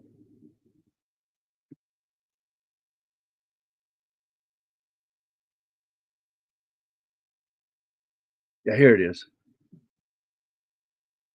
Because the original was a Motown song sung by a black dude. 1959. Wow. I thought it was in the 60s when that came out. Because it was big in the 60s. 59 is almost the 60s. Best things in life are free, but you can give them to the birds and bees. I need money. That's what I want. That's what I want. That's what I want. Yeah. That's a good damn song. It's in Animal House too. But it was supposed to be the original version, but they couldn't get the rights to it. So the version you hear in the movie, you hear it in the background, that's actually John Belushi's cover. And it's also on the album, the John Belushi version.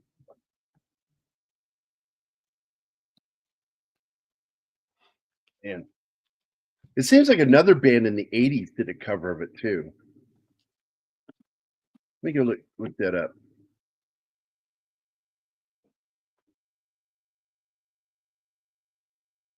Meanwhile, the movie. Oh wait, that's what you said. Yeah, Flying Lizards. Right. It was Flying Lizards. That's right. They did the 80s cover. Well, I'm trying here, but You're trying what, baby? to talk about the movie.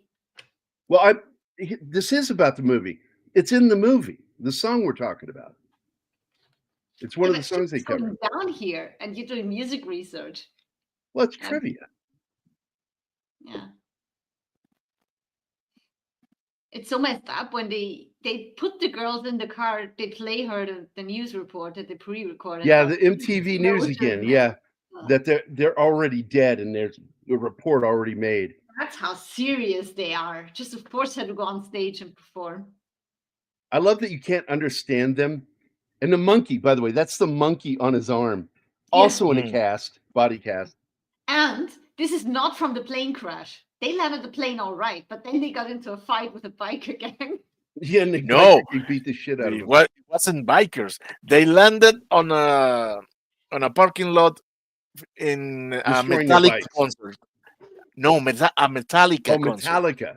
Yes, and they hate pop, so they beat the shit out of him. But look at the monkey. He's got both of his hands up like this over his head. The monkey cast. This is fucking great. They're in the background talking, and then he would go, "That's right. Du jour means do the right thing," or whatever the fuck he says, because they're always coming up with new meanings of du jour. Du jour means family. But it actually means of the day in French.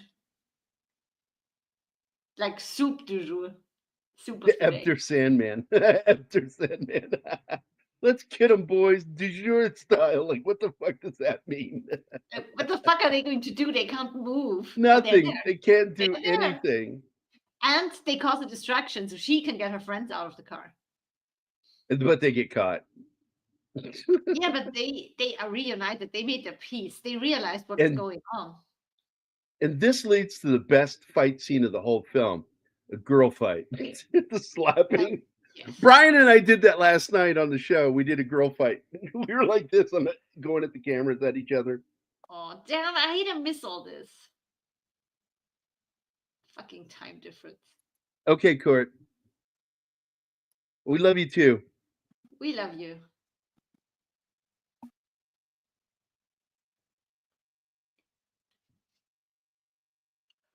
And again, everybody does such a good job in this film. I just thoroughly enjoy this. This is such a bullshit fight scene, but I laugh at it. So much funny shit going on here. The girls had trouble getting into it because they were scared to actually hit the other person because they were told to go so close with their punches. Especially Tara Reid. She was terrified of actually hitting someone. And look at Alexandra, like, she's got that look on her face all the time. And she was always such a problem in the comic books and in the cartoons. Really? Yeah, I kept like, why is she here? Because all she does is cause trouble. Her and that goddamn cat. Well, we know why she's in this movie because she's in the comics. Because she's in the comics. Wyatt, fix it. And now you hear the movie phone guy is like, she's jerking, and it's all about making her sound good so people will like her. Fiona is the most jerking girl in the world. It's not about selling stuff anymore. She just wants to be popular. She just wants to be popular and liked. Yeah. But then you find out she's got false teeth. She pulls those out, and you see she's got crazy hillbilly teeth. He's an albino. Her teeth are so ugly. And also, he's got a little pot belly. Yeah, that's the funniest part when he. It's the last thing he says. Hold on a second, let me do this, and he lets his gut out. And they fall in love with each other. I always liked you. I like you too. We're high school sweethearts. Yeah, they're high school. Knew each other in high school and shit, and they're trying to pretend to be other people. Yeah. Sadly, they're going to federal prison for this, whatever the crime they committed. Because half this shit, it's like, really? Is it a crime? Because the feds turn on them. They sacrifice them because the feds are in it. But of course, they Yeah, I know. We're going to cut you loose anyway. Yeah, he says that at the end. He goes, well, it's nothing personal. We're going to cut you loose anyway. Someone's going to take the blow. White-ass Wally.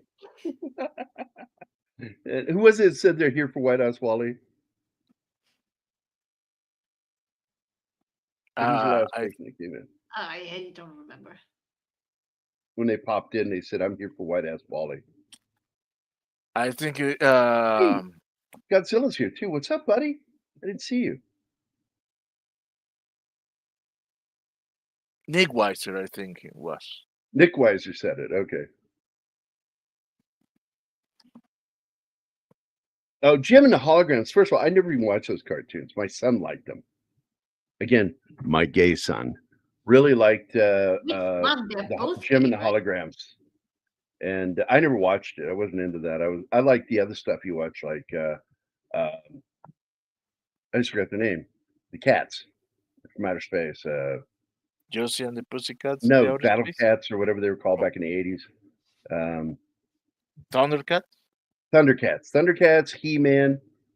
I didn't watch She-Ra with him because I thought that was just a little too femmy for me. God, she makes the best expressions. And he is really good as this character, the FBI agent. And you know what? With all the shit that's going down right now with our government, this movie makes the feds look bad even back then. Yeah. He's acting like surprised, like, they what? Yeah, General, what's that woman and that man? You can't be serious, she says. Sorry, but they were all on us, and so you were going to fall. Shut down your entire operation anyway. It's so messed up. Oh, it's great. The posters for the band that are in the background are the movie poster. See again how big they made the Josie and the Pussycats part, but smaller. Yeah. I do like her drum kit, but I'm not a fan of the pearl look. I like solid colors. I had metallic blue. It had the flakes of what is that stuff called? Comes from the shells. Oyster shell is like oyster type reflective material inside of it. I know what you mean. English word escapes me. But that was my drum kit. I had a CB700s with a Ludwig snare with Zildjian cymbals. Nice. Yeah, I had a. Hold on, let me do the count again. So 1, 2, 3, 4, 5, 6, 7, 8, 9, 10, 11, 12, 13. Yeah, 13-piece drum set. I just want to say this is a real stadium, and they were so afraid they wouldn't get together enough people, so they hired an actual boy band. Cam drops in. People showed up. And drops the name. That's it. Mother of Pearl. Thank you, brother. And welcome to the show, my friend. Hi, Cam. I saw Sailor Moon, and I thought it was kind of sexy, but I didn't understand. Because still, even with all my anime friends, they're like, that was such a great. I'm like, I was watching Battle of the Planets and shit like that. War Planets.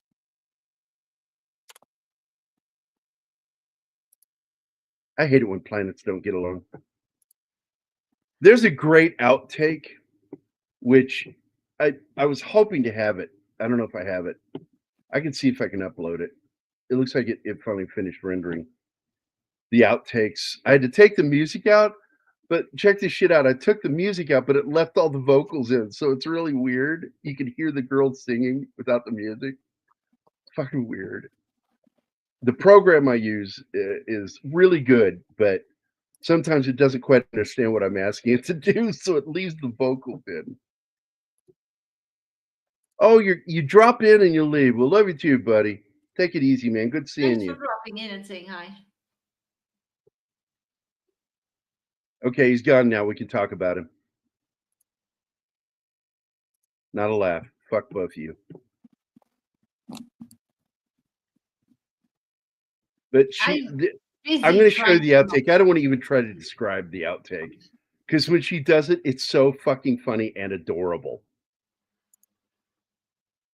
I love this. They drop Alan M. He's like, I wanted to ask you. They drop him. Are you talking about the outtake that I mentioned earlier? I'm assuming so. Yeah. Yeah. Because it's just so adorable when she does it. Yeah. But Jagiri, check the Military Monday thread when you can, please. I've got it closed. I'll open it temporarily because it for some reason Messenger messes with. It already does. Close it down. Close it down. You're not coming through. So I have to turn it off.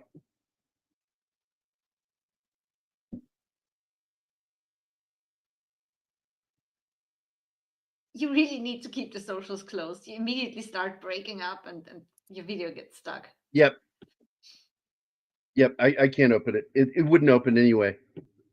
It was having all kinds of trouble.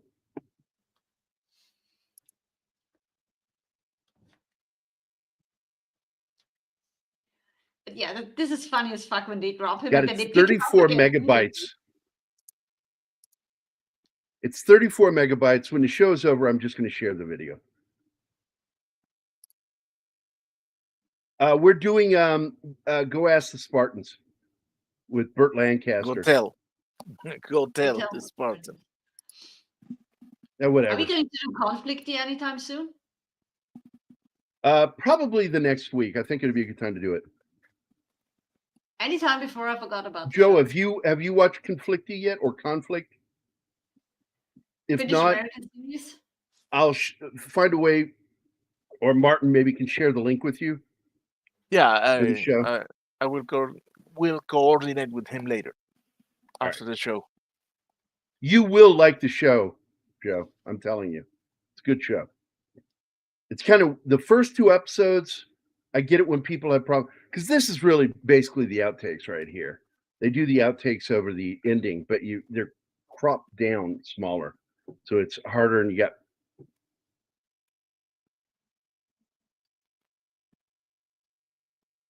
But I really did enjoy this movie so much.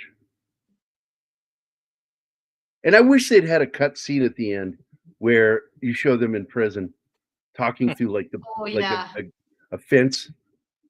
They'll see you in 5.5 years. That's the one you mentioned, Gary. The one that we just had, where she holds the mic and looks away and wrinkles her nose. Yeah, just wait till you see it. It's just fucking funny. It's adorable. I giggle every time I see it. It's just so adorable. De jour's family. De jour what is it? What was the other one he says in the plane? Means health, means hygiene, means family, means teamwork. It's fucking funny, man. I just spat right on the camera. I love that one. When she wants to, she's about to present this huge underground operations center and spits on the camera. Yeah. So I'm going to go ahead and remove that because I'll try to share that now. I'm going to go off camera to do it. Oh, Jesus Christ. Yeah, I know. There we go. Thank you. There we go. Let's see. Present. Present. I'll never get used to that. I think it's so stupid they did that. I hope this plays okay.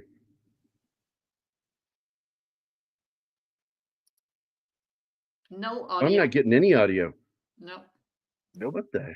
Well, that got screwed up. Oh, well. Too bad. So sad.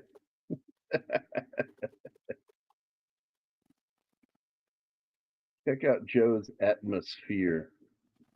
Oh, he's promoting him. Good job, man. Oh, do you have it? Oh, that's still mine. Oh, I got to remove it. There we go. It's gone. So, yeah, Rachael Cook. starts to look down to sing, and she hits her nose on the microphone. You hear it go bump, and then you hear a little feedback, and then she just sits there quietly for a second, then starts giggling, going, "Do you hear me hit my nose on the microphone?" That's so funny, man. I enjoy this movie so much. And it's not one that I'm going to pull out and watch like all the time because it'll grow old if you do stuff like that. So, like, every couple of years, I like to pull this film. It's it's just a fun film. It's probably been 4 years since I saw it the last time. I'm impressed they actually pulled off a stadium concert by hiring that boy band and getting enough people.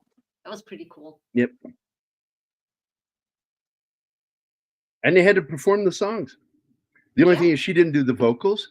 And people have asked about that because the singer that sang this was the lead singer for Letters to Cleo, Kay Hanley. She actually did Rachael Leigh Cook's vocals because, as Rachael Leigh said, coming in, I cannot sing. I couldn't carry a note in a bucket. But the other two, they did their own background vocals.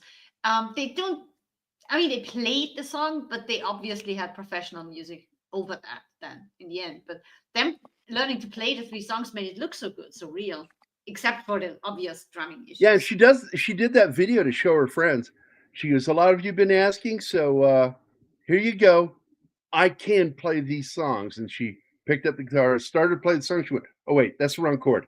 This chord. Here we go." Then she started playing and played the song. It was like, I thought that was really cool. They spent 7 months learning how to play the songs. And every musician here knows the feeling when you rehearse something over and over and over again. You reach the point where you want to throw yourself out of the window because it gets so boring. You get so tired of hearing it. Yeah, but that's practicing, man. That is practicing. It's like when I was in this one band, didn't last very long because once again, I didn't like the singer. He was pissing me off. And so I just got sick of playing with him. He liked to do too many Beach Boys songs. And he wrote, everything he wrote, original, sounded like another Beach Boys song. And it just bugged me. And he kept wanting me to do those kind of drum beats all the time. And I'm like, I don't want to play that kind of drumming all the time. So, but anyway, we did I Don't Care Anymore by Phil Collins. And we rehearsed it so much that for a while I couldn't stand that song. And it's one of my favorite songs still to this day. Same here when I was in band at school. Sometimes thank God I quit that band. I'm so glad I quit that band. And I've played a few bands because I'm still friends with like 2 of the guys I was in bands with because Keller Williams, he's gone on to be a really big name in the indie circuit. And then, of course, my old friend Jim Lawrence. And I also played with Ricky and the Rockets. That was Mike. Oh, I just forgot Mike's last name. I played drums for him a couple of times, but I wasn't their drummer. I just played with them a couple of times because their drummer couldn't make it. Drummers tend to be very unreliable. I was a very reliable drummer, not only on showing up, but also I did not speed up and slow down during shows. I have a natural metronome in my head. And so I kept really good, not perfect timing, but I was really consistent with my speed. So, it is a problem when you play live. Drummers tend to speed up. I know. It's a huge problem. So when you rehearse songs, did you do the whole song and then pick at the problems and do the whole song again? Or did you really take it apart? Because I come from classical music, and sometimes for half an hour or even longer, it's just 2 bars or 3 bars that you keep going over and over and over again until you. Well, that's the problem because pop music in particular, or some rock songs, are very simplistic in how they're written. And it's how they're performed, the way they play those chords that make it so good. Like Pink Floyd, they'll play something, but when you break it down to what chords are really in there, you go, oh, that's all that is. But it's how they play it. It makes it sound good. My nephew is now in 3 bands. He's a drummer too, but he started with guitar. And that's really weird that he went from guitar to drumming, because drummers tend to get picked on a lot. But I will tell you something, drummers always get laid. You know, somebody says lead singers and lead guitarists, they get all the pussy, and I'm like, have you ever been in a band? Drummers. I remember Keller went to bed dry so many times. I'd be walking into a hotel room with 2 girls. Hey, buddy. I told you, Adam, I was not a very good person. It's why I needed the army. It turned me into a good man. So that's awesome, though. Does he like doing it, D-Bud? Which did he prefer? I'm assuming drumming over guitar because he chose to be a drummer. Or was it that they already had a guitarist and he knew how to play drums, so he's playing drums? What was it? Because it's hard to imagine somebody quitting guitar to play drums unless there was something there.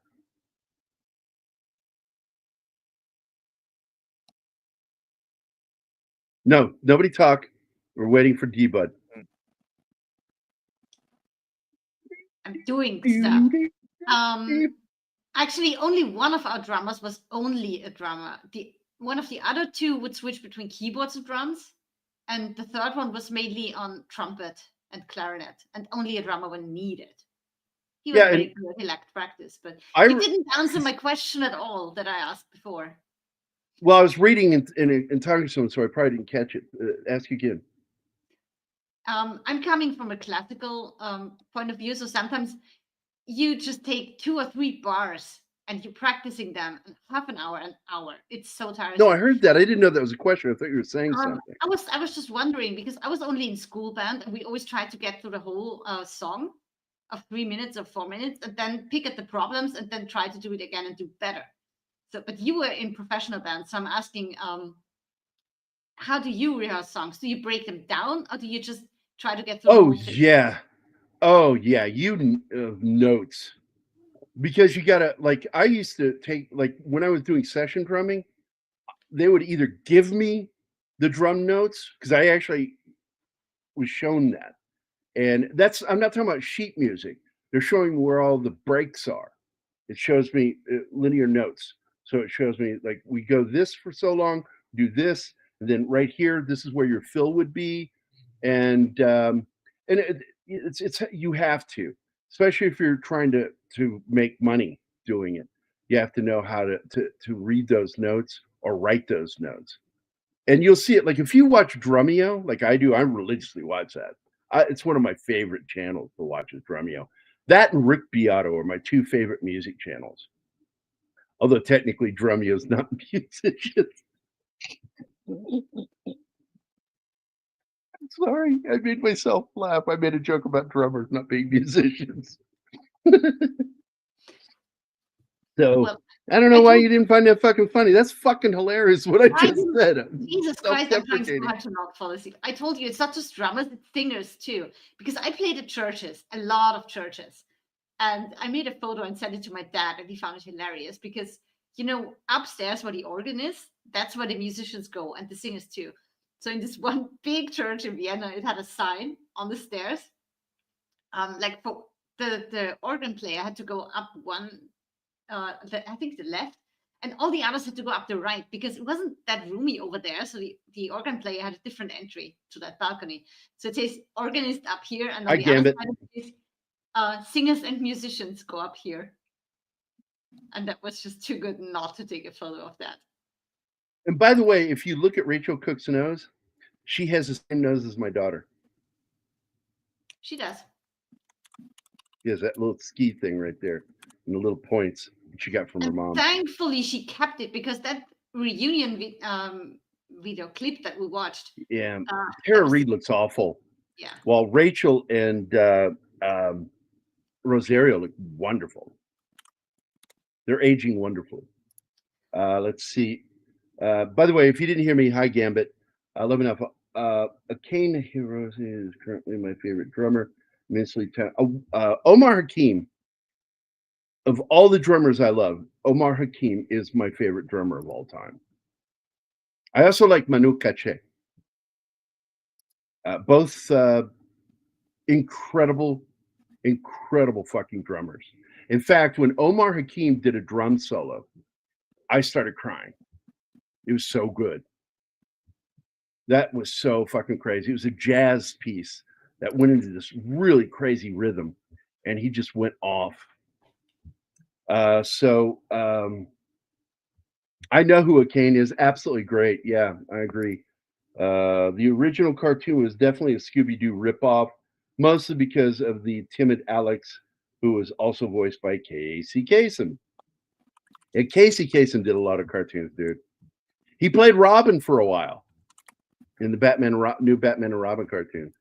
Burt Ward did come in to do some. Adam West did too. But I was going to say something else too. I forgot. I listed myself as a percussionist for years, not just a drummer. I was a percussionist because I can play a lot of different drums, and I know how to play them. I can play congas. I've done bongos, for God's sake. They're easy as shit. I played the udu, which is a difficult drum to learn. Plus, I played orchestral kettle drums. But anyway, on top of that, I can also play xylophone, or I used to be able to. I don't know if I can do it anymore. The neuropathy in this hand has messed me up. And playing drums is next to impossible for me anymore. When I do the bass drum and a lot of stuff, I'm doing it by hand because I don't know if I can maintain a pedal anymore. One of the sad things of the neuropathy I suffer from. The original cartoon, yeah, Casey Kasem. So yeah, good stuff. Good stuff. And by the way, if I didn't get to say it, I love that your son did that. That's great. Wait, I didn't catch this one. What is this? Grummy, and I picked up Beato's music book and ear training lessons since I'm learning guitar and bass. Absolutely. And watch his show too, his channel. He does instructional videos of how to play songs. And he'll go into in-depth how to do like Pink Floyd, Beatles. He's gone into Sting. The ones I've seen, I've not seen all of them. I've missed a few here and there. That guy's been on for a while. And I just love and he's got 2 channels now, 2 YouTube channels. So you got to find both of them. Absolutely good stuff. Another music channel I watch, but he's not a musician. He's just talking about music history, is The Professor of Rock. It's a good channel if you like the history of rock and roll. Yeah, he's a lot of fun. He does interviews too. So Rick Beato, same year. Both Rick Beato and Professor Rock interviewed Sting and Stuart Copeland. But Rick Beato got Andy Summers too. So he actually had interviews with all 3 of the Police. And I got to tell you, the drummer I drummed most like was Stuart Copeland, even though I could absolutely nail a lot of the stuff that Phil Collins did. And by the way, if you watch Drumeo, you get to see his son, Phil Collins' son, who played both for Phil and for Genesis, doing these songs, showing how they're played and how he learned to play them. And he even talked about how he said, I thought it was played this way. And then his dad showed him that it was actually played this other way, which he found impossible to learn. He says, that's how good a drummer my dad was, is the way he played this song. I can't play it that way. I have to play it this way.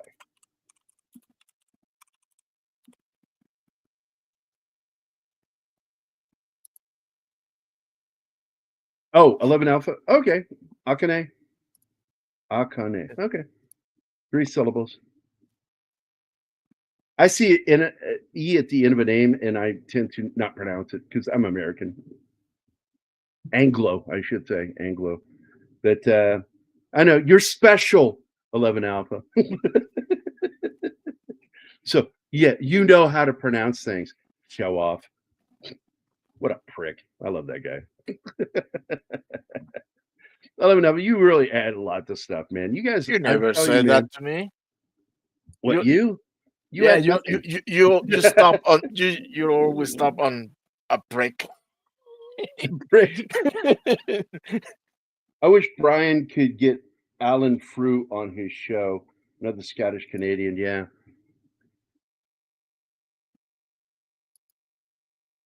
Most probably, yes. Oh, I'm American, dude.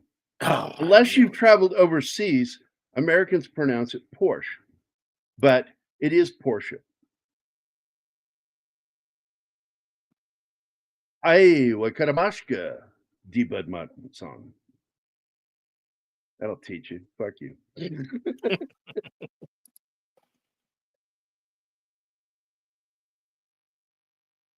Josie and the Pussycats from 1970. I've seen before Oh yeah, Cartoon Network was the shit in the 80s. I'm going to tell you now. No, not Cartoon Network. I'm sorry. What was it called? It had the choo choo train, and it would show cartoons all day. Cartoon. It was on TNT, I think, or TBS, one or the other. It's time for Cartoon. Oh my god, it's before Cartoon Network. They had the shit, but Cartoon Network when they started out, absolutely was great about showing classic Saturday morning cartoons. They were like MTV. That was what they did. Now they don't. I don't know. Cartoon Network, not that great anymore. Adult Swim was great, and now it's not that great. They DEI'd the shit out of Adult Swim, so they just started like getting rid of the good shows and bringing on stupid DEI shows that weren't funny, like Hawk Girl. Nobody watched it. Jabberjaw essentially ripped off Josie and the Pussy. Absolutely, yeah, I know that. It took place underwater in a distant future. Boomerang plays the oldies. Yeah, Boomerang's really good too. But what was that? 1980s cartoon. It might have been Cartoon Express. Let me look it up, see if that's what it was. Cartoon Express.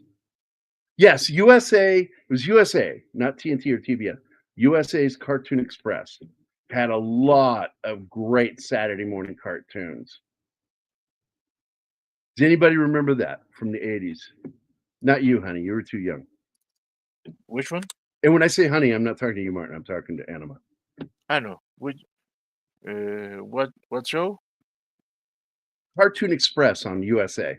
Oh no. I haven't even heard of that. No. Well, I said I'm not talking to either of you. I'm I not know, leaving. I'm just kidding. I said leaving I'm not America. talking to you, honey. And then I Honey. said, when I say honey, I mean Anima, not you, Martin. I know. It's not the. I mean, I don't even know it. It's not that I just didn't watch it. Yeah, I'm Never sure did. you didn't get that over there in Austria. USA Network is a USA channel for USA, hence the USA in it.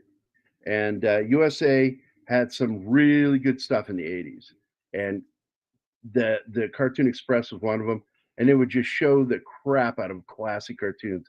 The Wacky Racers with Snidely, Whiplash, and Muttley. Well, from the moments that we were actually able to watch TV, we did get American cartoons, but that was like Bugs Bunny, stuff like that. Donald Still Duck. got good quality stuff if you get the Warner Brothers stuff. I mean, Bugs Bunny was the shit. That and Roadrunner. I love Speedy Gonzalez too. I always got to get Andre Arriba. I remember rare occasions when we actually were able to watch TV. Mostly when my mom's husband was on tour and not at home. Yep. She would allow us a little bit of TV. I love Boomerang. Yeah, absolutely agreed. And Penny brought that up previously. Yeah. And Drumeo, it's on YouTube. It's a great channel.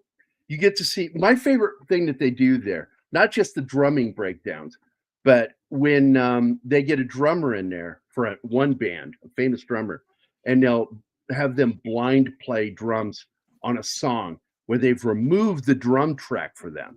We get to hear it. We hear the drums from the original song. But when he's playing, he doesn't hear the drums. So he's got to figure out the drums for the song. So he's like, one guy was sitting there like it was what's his name that played Joker? That was terrible. His band, Something from Mars, and 5 Seconds from Mars. Is that it, or something shit like that? Anyway, they were playing one of his songs. It's not a bad song. It's a good song, and he's listening to it without the drums, and they're watching. Drumeo recorded them watching, and he nails it. He goes, "This is in, that's in 3/4 time," and they're like, "Yep." And so he figures that out listening to it, and he starts going, and he just fucking tore that song apart. Yeah, Stop the Pigeon. Stop that pigeon now. Yeah, I love that one. That's in the song, the theme song, Stop That Pigeon Now. Dick Dastardly, Snidely Whiplash. Yeah, Dick Dastardly and Snidely Whiplash. They were the same character, just different cartoons. Same voice. It was what is his name? I just forgot his name. He did Tigger as well. Walter Winchell. Is that it? Walter Winchell. Yeah. Winchell did the voice of Tigger, Dick Dastardly, Snidely Whiplash. Yeah, Dudley Do-Right. If I said that, I apologize. Dudley was the Canadian Mountie. They even made a movie about it with Brendan Fraser after he did George of the Jungle. Like, let's do live action cartoons and have Brendan Fraser play all of them. Dastardly and Muttley. My dad watched that with me too, by the way, Gambit. He loved Muttley. He just got a kick out of that dog. Because he's basically, when we talked about it years later, that Muttley was sort of the Greek chorus, the observer, the audience, the representative of the audience. Penelope Pitstock, she was part of the Wacky Races. And then she got her own show. Paul Winchell. Thank you. Walter Winchell was the news guy. That's right. Thank you, D-Bud. Yeah, Paul Winchell, great voice, great actor, to be honest with you. He also was one of those guys, a lot of people don't remember this, but he was a ventriloquist, which is how he started doing voices, as for all the puppets he would do. And Paul Winchell did Tigger, and I just love that voice, Tigger. Most wonderful thing about Tigger is I'm the only one. Yeah. Was in love with, I think every little boy was in love with Penelope Pitstock. To imagine that this was turned into a live action surplus of remake. Yeah, Brendan Fraser got two of them, and then they kind of stopped because Dudley Do-Right did not do very well. George of the Jungle did. He got a spinoff, but he didn't come back for the role, and I don't know if that was them or if that was because that fucking killed him doing that role. Yeah. The diet they had him on, it was just unhealthy. It damaged his skeleton. I think his back or neck. He said he had problems because of the diet they had him on. Hollywood doesn't care. When they act like they care, it's all about making money. They will go in any direction if it's to make money. They will lose money, billions, because they listen to the wrong people. Remember Paul Winchell with Jerry Mahoney? Yep, and Knucklehead. Jerry Mahoney was one of his puppets. Remember, it's past midnight where I am. I need to go. All right, it's 2:00. 2 hours. So she becomes a pumpkin. I got to warn you guys, you don't want to be there when it happens. It's awful. I would have turned into a pumpkin 5 minutes ago. Shut the fuck up. Bones start breaking. No, really, guys. I've been up since 8. It's past midnight. I have 3 more days to go this week. From Wacky Racers. Yep. Great. I agree on that. Gambit. All right. We're done, guys. Thanks for hanging out with us. I hope if you haven't seen this movie, you will watch this film. Do not bother watching the theatrical cut unless you have kids. If you can, watch the uncut version that has some of the more mature humor in it, and it's funny as shit. Oh, D-Bud said goodnight, Anima. Good night, D-Bud. So we're going to get out of here, guys. Thank you so much for being here. We deeply appreciate every second you guys spend with us. It's a lot of fun, and it makes it worth doing this. I mean, if you guys didn't show up, I'd stop doing the show because I don't want to talk to myself, and it would be lonely, and we would hate doing it because all we're doing is talking to each other. You mean ronery? He's so ronery. Hey, is Keith doing a show tomorrow? Anything? And what's that? Is Keith doing a show tomorrow? We never know at this point, right? Yeah, we never know at this time. And weird. What are we doing tomorrow? I mean, Friday? I forgot again. Black Sunday. Black Sunday, yeah. And we have to watch that tomorrow when I'm home from work. Yeah, it's a good movie. Another John Frankenheimer film. Good. This one with Robert Shaw. Very good film.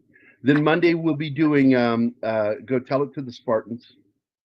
And Saturday, I don't know, Tom, I messaged Tom. I'm like, it's Wednesday, man. We need to figure out what we're doing Saturday. So I'm thinking it might be Secret of the Ooze, Teenage Mutant Ninja Turtles 2, or we might do Basketball, or we might do Orgasmo. But Tom might surprise me and say, no, let's do this one. So I'll find out hopefully Please tonight. do Orgasmo, because then I'll have an evening off. And by the way, God bless you, Father Weems, wherever you are. I love you, you bastard. You're a good man. This episode was approved by Father Weems, even though no, he didn't. We're out of here, guys. Have a good day. Happy hump day. Go hump somebody. It'll be fun. I've got 5 terrorists going southeast on Bakalakadaka Street. That's right. It's Bakalakadaka Street. Bye, guys.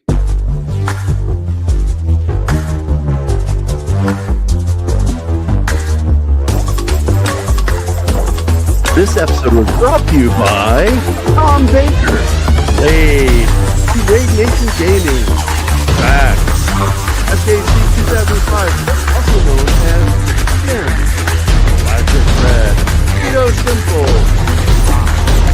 Sporting Scholarship of Oddball, Courtesy Play with the Nick Weiser, Jimmy, Ebud Martin, Punk Waddle, RJ Godzilla 81, Sam Can Crash Wood, and Gambit 1987. All right, everybody, go do something else that's interesting.